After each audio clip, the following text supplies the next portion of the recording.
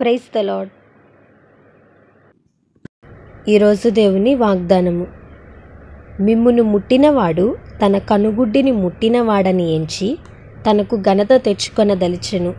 జెకర్యా గ్రంథము 2వ అధ్యాయం 8వ వచనం.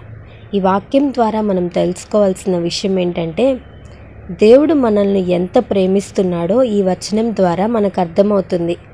కోడి తన పిల్లలను ఎలా కాపాడుతుందో నేను మిమ్మల్ని అలా కాపాడుతానని బైబిల్లో మనం చూస్తాం కదా.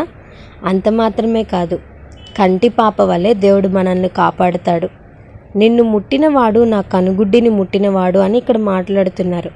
అంటే మీకెవరైనా కీడు చేస్తున్నారు అంటే వారు చేస్తుంది మీకు కాదు, దేవునికే.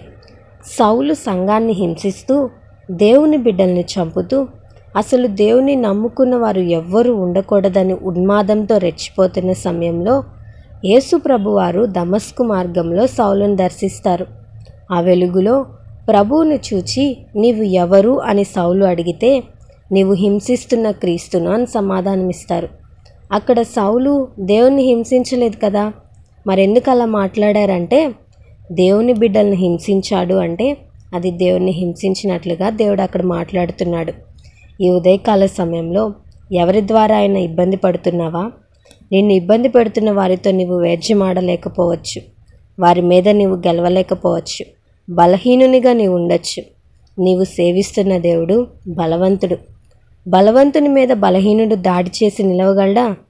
కనుక ప్రభు మన పక్షంగా ఉన్నాడని దీని అర్థం. మనల్ని బాధించే వారిని ప్రభువే చూసుకుంటారు, నీ పక్షముగా ఉండి గొప్ప కార్యాలు చేస్తారు. ఈ వాగ్దానం దేవుడు మనందరి జీవితంలో నెరవేర్చునుగాక. ఆమేన్.